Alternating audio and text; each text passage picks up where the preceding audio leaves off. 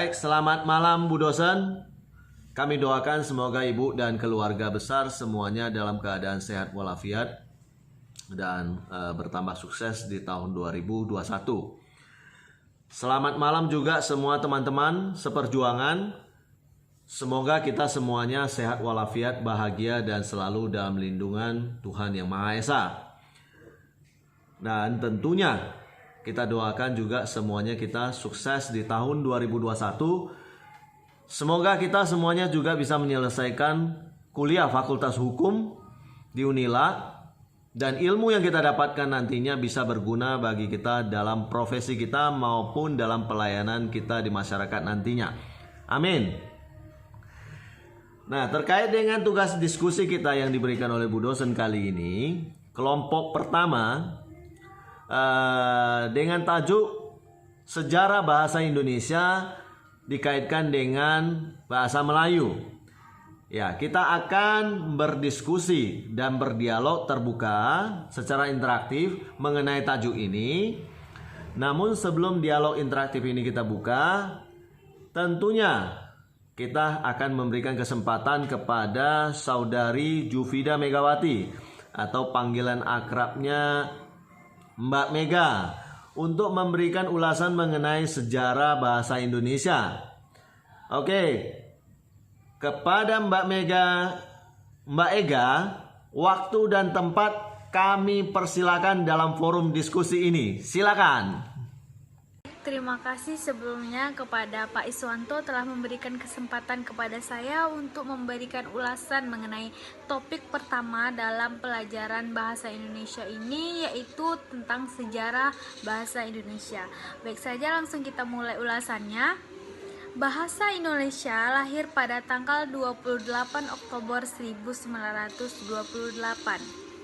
Pada saat itu, para pemuda dari berbagai pelosok Nusantara berkumpul dalam kerapatan pemuda yang kita kenal dengan nama Sumpah Pemuda. Pada tahun ini juga, bahasa Indonesia dikukuhkan kedudukannya sebagai bahasa nasional. Bahasa Indonesia dinyatakan kedudukannya sebagai bahasa negara pada tanggal 18 Agustus 1945. Karena pada saat itu Undang-Undang Dasar 1945 disahkan menjadi Undang-Undang Dasar Negara Republik Indonesia. Kekayaan sastra dan perjuangan bangsa Indonesia yang telah digambarkan sebelumnya juga bisa menjadi alasan untuk mempelajari dan menggunakan bahasa Indonesia yang baik dan benar dalam kehidupan sehari-hari. Seiring perkembangan zaman, maka sekarang sudah banyak muncul istilah-istilah baru dalam kamus besar kita yang kita sebut dengan ejaan yang disempurnakan. Sehingga ada beberapa kata serapan atau istilah yang berubah dan bertambah, serta adanya perubahan semakin pesat dalam perkembangan bahasa Indonesia saat ini. Mungkin itu saja yang dapat saya sampaikan mengenai sejarah bahasa Indonesia. Apabila ada tanggapan atau pertanyaan dari Bapak, dipersilakan. Terima kasih. Baik, setelah ulasan Mbak Ega yang begitu bagus, saya menangkap sebuah poin penting yang mungkin kita bisa diskusikan di forum ini, yaitu apa faktor utama yang menyebabkan bahasa Melayu diangkat menjadi bahasa Indonesia dan akhirnya menjadi bahasa nasional Indonesia. Ya, poin ini bisa kita diskusikan sama-sama. Silakan. Terima kasih buat Pak Iswanto atas pertanyaannya, sangat bagus. Saya akan coba untuk menjawab pertanyaan dari Pak Iswanto. Pertanyaannya, apa faktor utama yang menyebabkan bahasa Melayu kemudian diangkat menjadi bahasa Indonesia dan menjadi bahasa nasional saat ini? Kemungkinan ada 4 faktor menurut saya. Yang pertama, bahasa Melayu sudah merupakan lingua franca di Indonesia. bahasa perhubungan dan bahasa perdagangan. Yang kedua, sistem bahasa Melayu sederhana, mudah dipelajari karena dalam bahasa Melayu tidak dikenal tingkatan bahasa. Yang ketiga, suku Jawa, suku Sunda, dan suku yang lainnya dengan sukarela menerima bahasa Melayu menjadi bahasa Indonesia sebagai bahasa nasional. Yang keempat, bahasa Melayu mempunyai kesanggupan untuk dipakai sebagai bahasa kebudayaan dalam arti yang luas. Mungkin ini jawaban saya untuk pertanyaan Pak Iswanto. Mungkin ada rekan-rekan lain yang bisa menyempurnakannya. Dan untuk diskusi ini saya ada menangkap satu poin yang sangat penting yang dibacakan ulasan dari Mbak Ega. Saya ingin memberi satu pertanyaan kepada rekan-rekan semua. Siapa yang pertama kali mempopulerkan bahasa Indonesia? Terima kasih. Baik, saya akan menjawab pertanyaan dari Pak Reski. Siapakah yang mempopulerkan bahasa Indonesia? Yang saya dapat dari situs pendidikan dan kebudayaan bahasa Indonesia,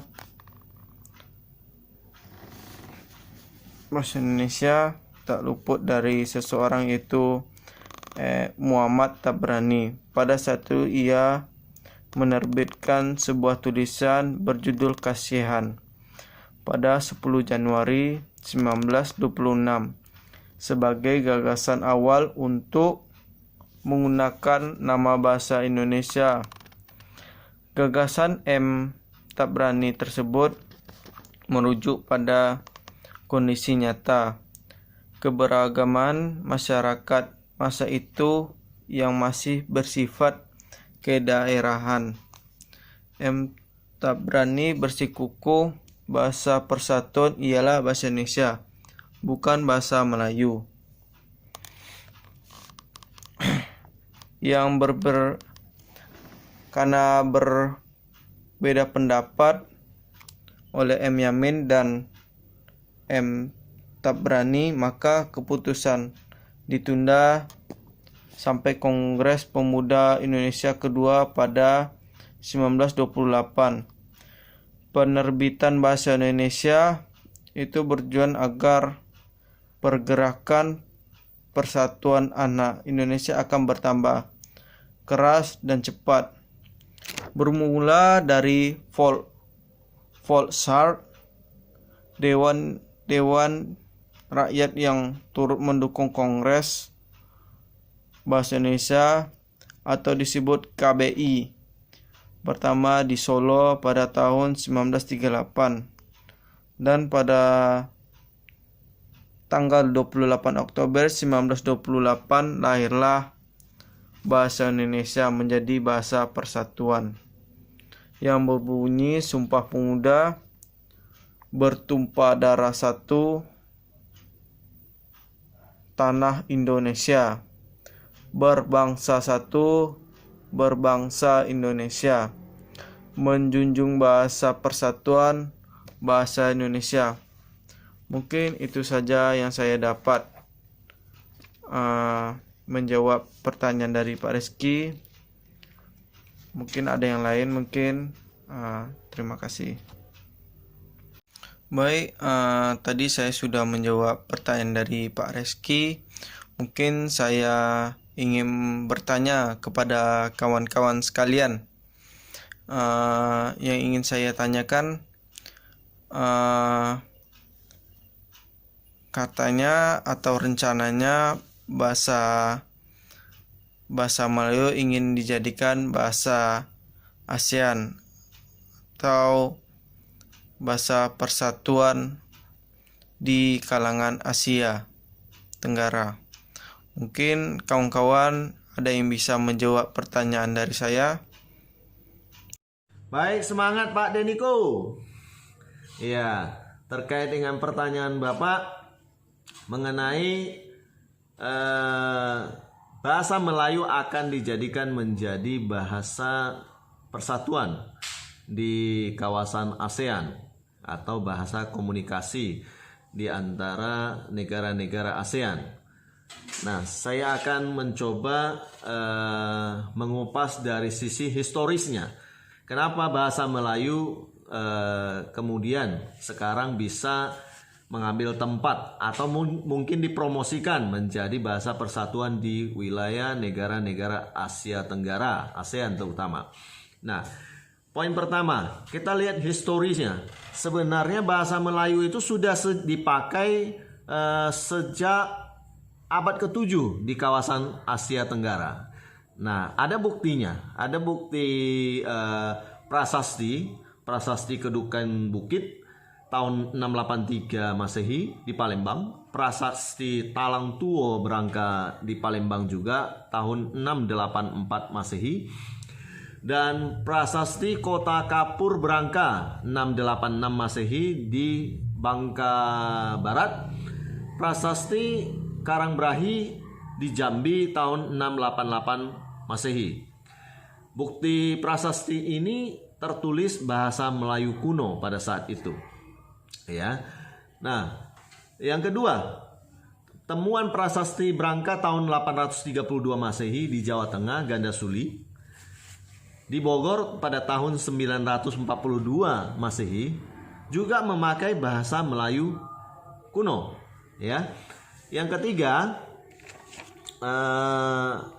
informasi dari Ising. Ising ini pedagang dari luar Nusantara yang berdagang ke Kerajaan Sriwijaya, ya. Pada saat itu adanya bahasa dengan sebutan Konlun, ya. Menurut Ising, Konlun tercatat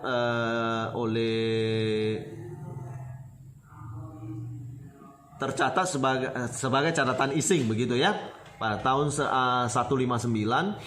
Kemudian oleh Ferran tahun 1919 juga disebutkan Konlun, oleh Ali Syabana, oleh Parnikel ya tahun 1991 juga ada sebutan Kunlun. Nah, Kunlun ini ternyata adalah bahasa sebutan untuk bahasa Melayu sebagai lingua franca di Kerajaan Sriwijaya pada saat itu, ya, atau bahasa perdagangan, ya, bahasa pergaulan, bahasa penghubung, bahasa perdagangan.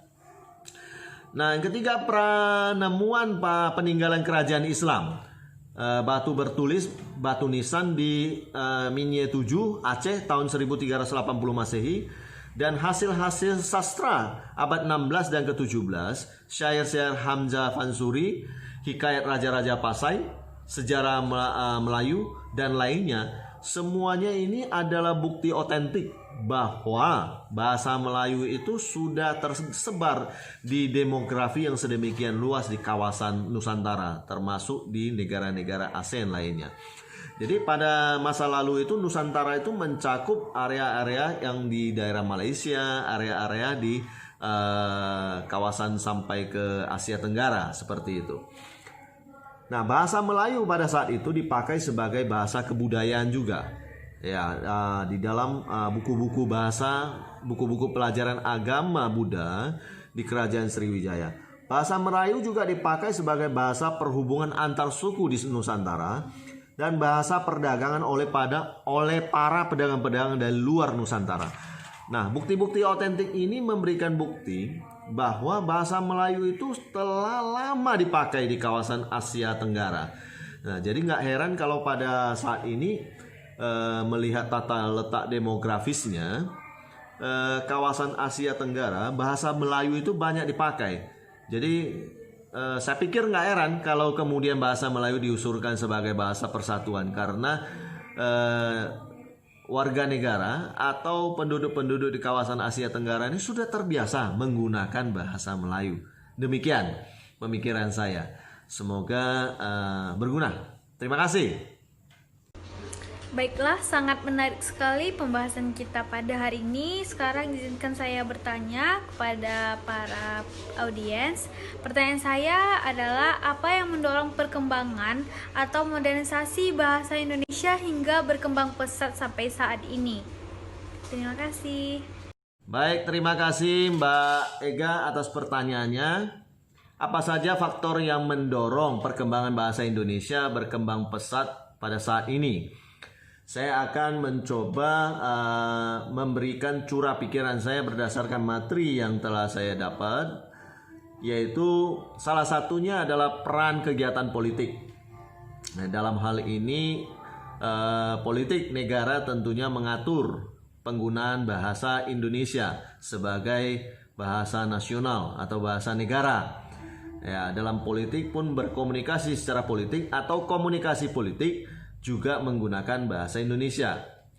Nah, yang kedua, persurat kabaran dan majalah juga turut serta membuat perkembangan bahasa Indonesia menjadi lebih baik dari sejak kemerdekaan kita sampai saat ini.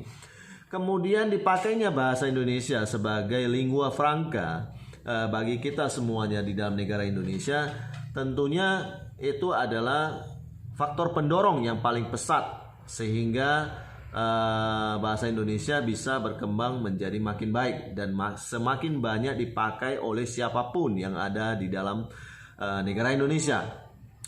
Nah, yang keempat, ditetapkannya bahasa Indonesia dalam konstitusi kita sebagai bahasa nasional, ya, di dalam bab 15 pasal 36 bahwa bahasa negara adalah bahasa Indonesia.